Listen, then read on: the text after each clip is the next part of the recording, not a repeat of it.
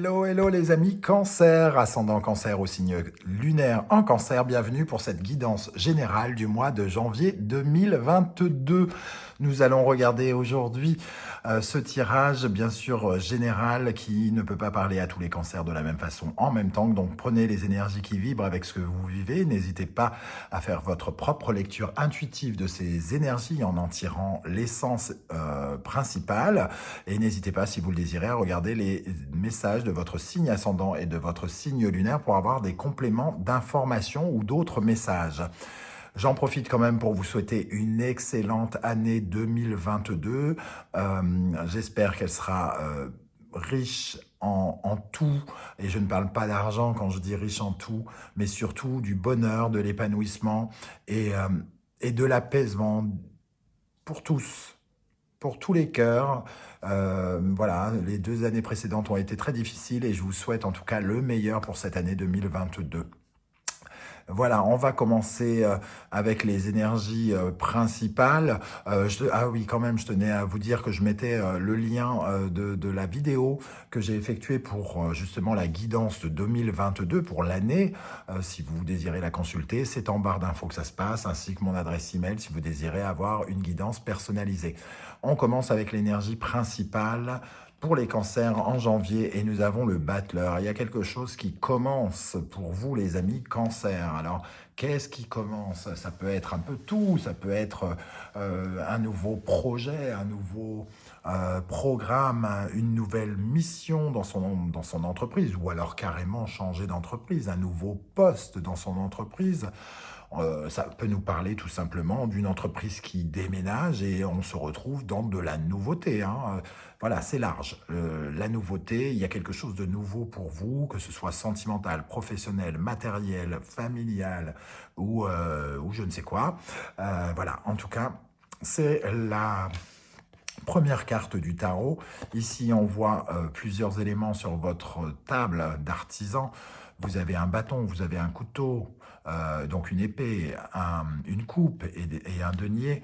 Maintenant, vous avez du potentiel. Qu'est-ce que vous allez en faire pour démarrer cette nouvelle aventure? On va regarder un petit peu ce que ça nous dit. Maintenant, qu'est-ce qui attire particulièrement votre attention en janvier? Qu'est-ce qui vous préoccupe? Qu'est-ce qui prend votre temps, votre énergie? On a le cavalier de Pentacle. Le cavalier de Pentacle, c'est le personnage qui travaille qui travaille doucement, mais sûrement. C'est quelqu'un qui construit son avenir. C'est quelqu'un qui fait les choses pour qu'elles soient solides et pérennes. Il est dans le... Comment dire? C'est pas du calcul, c'est une certaine forme d'intelligence dans ce personnage. On ne vise pas petit. On vise grand, quitte à prendre plus de temps, quitte à installer plus de choses. Ce cavalier de Pentacle, il veut absolument que ce qu'il crée soit solide. Il veut des fondations solides pour avancer dans sa vie. Alors, peut-être que vous vous battez pour justement avec ce battleur pour un nouveau poste dans le but d'atteindre un CDI par exemple avec ce cavalier de Pentacle ou vous commencez quelque chose pour que ça dure, quoi. C'est comme si, voilà, vous ne cherchez pas un travail juste pour chercher un travail. Vous cherchez un travail pour qu'il vous prenne 10 ans de votre vie, 10 ou 20 ans. Il y a quelque chose de cet ordre-là. Et c'est pareil pour le début d'une histoire d'amour, par exemple, ou une histoire d'amitié. Vous avez envie de construire quelque chose qui soit pérenne et stable, solide, quitte à aller piano. Avec ce cavalier, nous avons le 3 de Pentacle. Donc le 3 de Pentacle déjà peut nous parler justement d'une collaboration parce que les 3 correspondent souvent à des partenariats. Et là, avec le 3 de Pentacle, ça peut être un partenariat un petit peu atypique. On peut parler d'argent aussi. Le cavalier de Pentacle, ça peut être vos investissements à long terme, ceux pour lesquels vous voulez absolument qu'il fasse des petits. C'est pas du petit argent, c'est l'argent, c'est les économies qu'on a envie de garder, qu'on a envie de rentabiliser. Et ici, il peut y avoir un partenariat, soit avec un banquier, avec des hommes d'affaires ou quelque chose comme ça, parce qu'on a de l'argent et de l'argent avec les pentacles ici. Donc il peut y avoir quelque chose, un nouveau démarrage qui demande de s'intéresser particulièrement à son argent, aux finances, au matériel. Est-ce qu'on prépare un achat? Est-ce qu'on envisage quelque chose qui est un lien avec une entreprise, donc il faut mettre de l'argent dans son entreprise? Est-ce qu'on veut acheter une maison, quelque chose de solide, de pérenne? Est-ce qu'on investit dans la pierre? Et il peut y avoir en tout cas ce genre d'énergie avec le cavalier de Pentacle et le 3 de Pentacle. Qu'est-ce qui va vous aider en janvier, les amis? Cancer, la reine de coupe. La reine de coupe, elle est très à l'aise avec son ressenti, avec ses émotions. La reine de coupe, et non pas de couple, la reine de coupe, elle aime ce qu'elle fait. Elle aime les autres. Elle est bienveillante vis-à-vis de soi, mais aussi vis-à-vis d'elle-même, pardon, et vis-à-vis des autres. La reine de coupe, elle est très claire, elle écoute son cœur. Il y a quelque chose qui vous fait écouter votre cœur et qui va vous aider ici, en janvier. Avec le roi de Pentacle. Alors, on revient sur de l'argent ici. On parle encore quelque part d'avoir les moyens. Et ici, j'ai l'impression qu'on parle d'un achat pour certains d'entre vous. Je ne sais pas si ça va concerner beaucoup de cancers, mais d'un achat de cœur, d'acheter quelque chose qui nous fait envie, dont on a... Oui, besoin, mais pas dans le sens... on a envie, on aime ce qu'on a envie d'avoir les moyens d'acheter ou quelque chose comme ça. On veut acheter quelque chose qui nous plaît véritablement. Il y a vraiment, c'est à la fois écouter son cœur et pouvoir acheter, avoir les moyens d'écouter son cœur. Et ici, il y a encore une notion d'argent. Donc, il y a quelque chose sans doute lié à l'argent. Vous me direz en commentaire si c'est le cas, si vous décidez, si vous avez l'intention en janvier d'acheter quelque chose, de dépenser de l'argent, de voir vos finances à la bourse ou que sais-je, regarder vos économies, l'état de vos économies avec un banquier ou quelque chose comme ça. Il y a des projets, de nouveaux projets, avec l'envie d'écouter son cœur. Maintenant, qu'est-ce qui va vous freiner, les amis Cancer? Le 8 de Pentacle. Le 8 de Pentacle, vous êtes très exigeant. Vous êtes peut-être trop exigeant par rapport à ce qui se passe. Le 8 de Pentacle, c'est la rigueur, c'est le sérieux, c'est le travail millimétré, le travail rigoureux, c'est être extrêmement pragmatique, c'est tout analyser, tout est décortiqué, c'est prendre énormément de temps de façon extrêmement studieuse. Le 8 de Pentacle, c'est le travail aussi. Donc pour certains, on nous parlera d'un projet ici, et ce qui pourrait vous ennuyer, c'est d'être très occupé par votre travail et d'avoir peu de temps à débloquer pour ce projet, pour ce quelque chose. Pour cette personne peut-être aussi. Vous investissez peut-être votre temps à l'écoute de votre cœur ici, et vous voulez vous donner les moyens. De vous donner les moyens que ça marche avec cette personne si vous venez de rencontrer quelqu'un. Sauf que ici, vous avez un degré d'exigence sans doute très très fort. C'est la carte du perfectionnisme, hein. Donc on veut que tout soit parfait. Et ça peut être un frein ici, hein, de trop regarder tout en détail, d'être extrêmement vigilant, hyper vigilant, quelque chose comme ça. Et le roi de coupe. On a la reine de coupe et le roi de coupe ici qui se retrouvent. On a quand même deux rois ici. Il y a quelque chose de très puissant, hein. Quand je dis il y a quelque chose de très puissant, c'est ça. Il y a un degré d'exigence.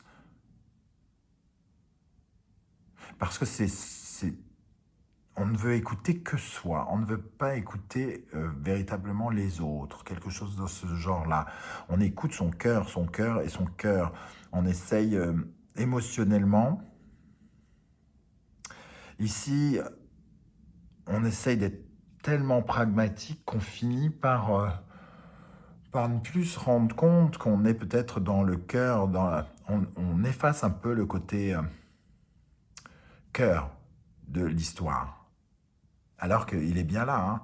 Mais finalement on y met tout le sérieux possible et inimaginable, côté très très sérieux du cancer, qui peut l'être lui aussi, quand il ne flanche pas par rapport à ses émotions.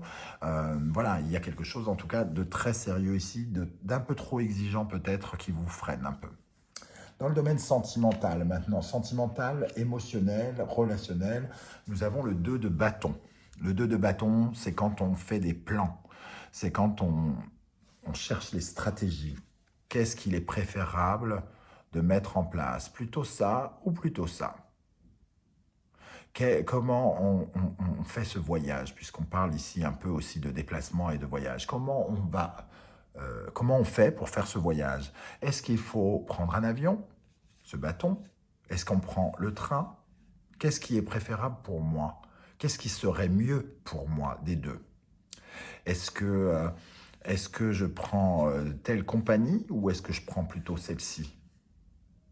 Est-ce que je prends plutôt le train du matin ou le train de l'après-midi? Qu'est-ce qui est mieux pour moi? Dans l'émotionnel, dans le relationnel et dans l'amoureux, il y a de la stratégie. On parle, soit vous parlez avec votre partenaire de stratégie par rapport à ce que vous essayez de mettre en place, soit il y a une certaine forme de stratégie pour construire quelque chose de pérenne avec quelqu'un et pour entamer un voyage avec quelqu'un. C'est ce que je ressens en tout cas ici.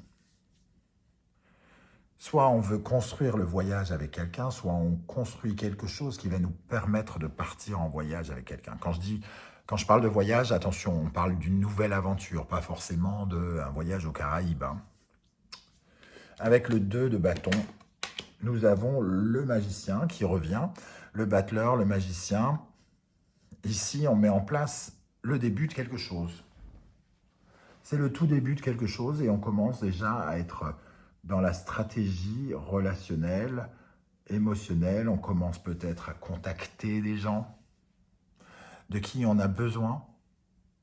Qui dans notre réseau est-il préférable de contacter, de mettre au courant? Il y a quelque chose de cet ordre-là. Comment on met en place ce nouveau départ? Voilà, il y a des calculs, on fait des plans, pour mettre en place quelque chose de nouveau, émotionnellement, relationnellement ou sentimentalement. Il peut y avoir une nouvelle rencontre hein, pour certains d'entre vous, hein, et pour construire une histoire d'amour avec quelqu'un. Là, on a vraiment le début de quelque chose avec ce magicien qu'on retrouve ici.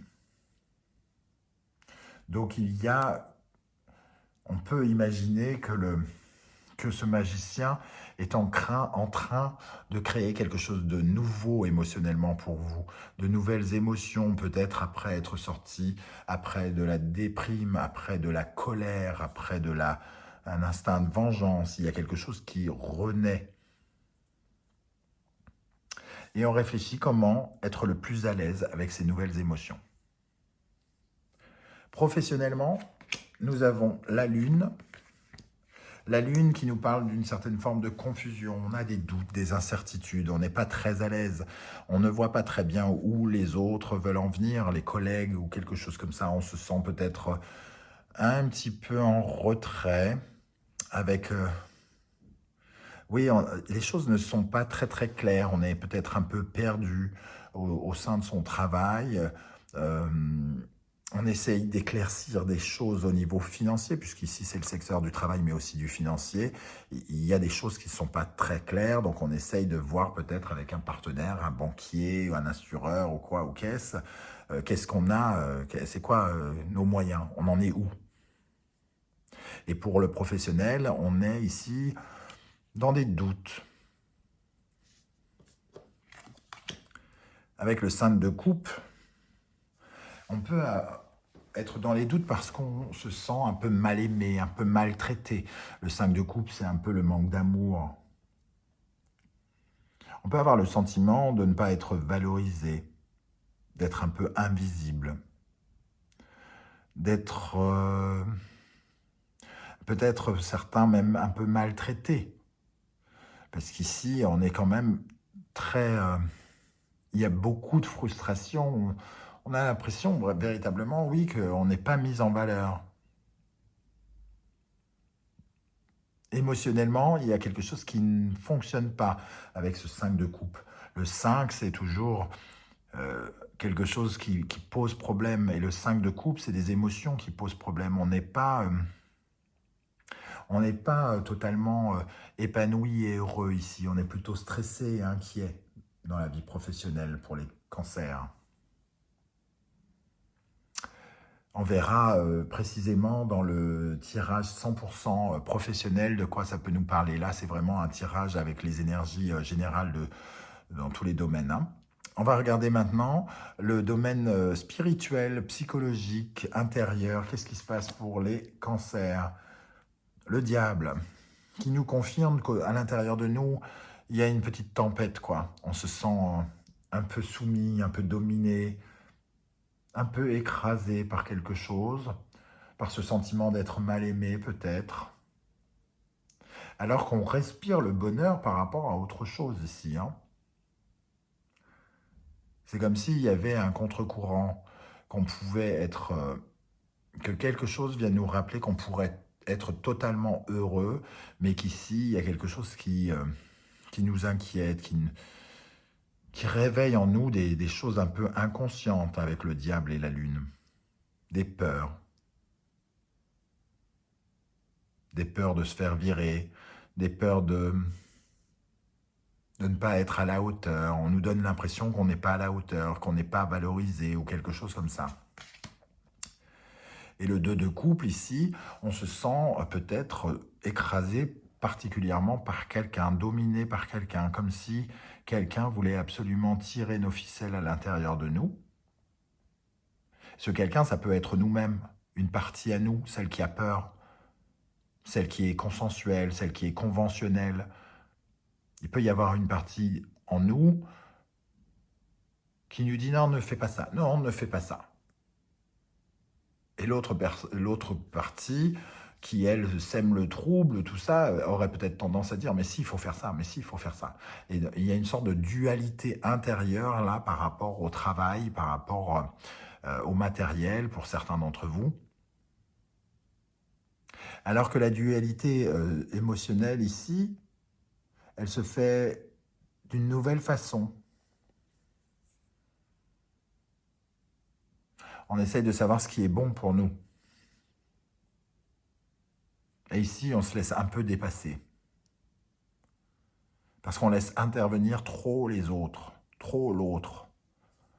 Les gens en face de nous, les collègues, les patrons, on est plus concentré sur ce lien qui nous unit à eux qu'à nous-mêmes.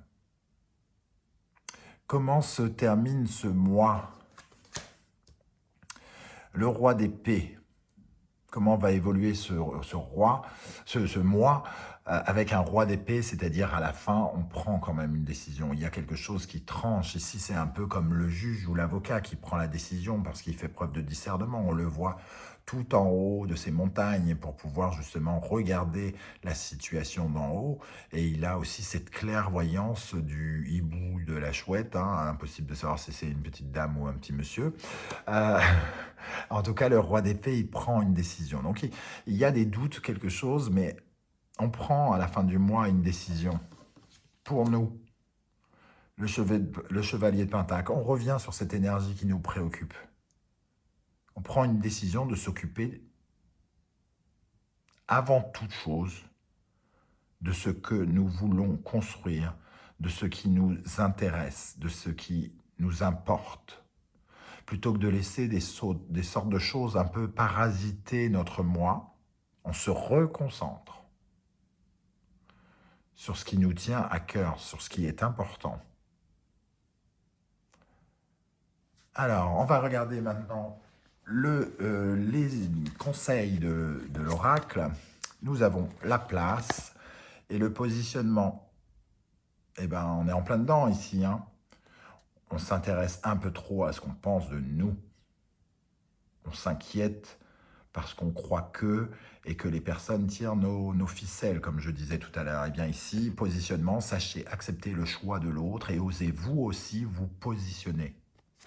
Et ici, dès que vous êtes à votre juste place, vous éprouvez un profond sentiment de paix intérieure. Prenez votre place, les amis Cancer. Imposez-vous. Imposez-vous, n'attendez pas que les gens vous aiment pour l'amour des gens, de ces gens dont on parle. Est-ce qu'il est vraiment absolument utile?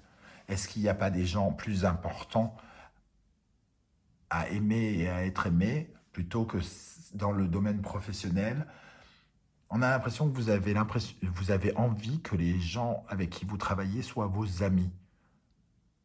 Ils ne sont pas vos amis, ils sont vos collègues. Et vous donnez trop d'importance à ces personnes au lieu de prendre probablement votre place, votre propre place. Peu importe si ces gens ne vous aiment pas, on ne peut pas être aimé de tout le monde, c'est ce que j'entends ici. Voilà les amis Cancer, comment je ressens ce tirage. J'espère que ça vous aura parlé. N'hésitez pas à me laisser des commentaires pour me dire un peu comment ça vibre avec ce que vous vivez. Je serai heureux de vous lire et de vous répondre comme je le fais à chaque fois. Et si vous avez aimé, vous pouvez liker, partager cette vidéo et vous abonner.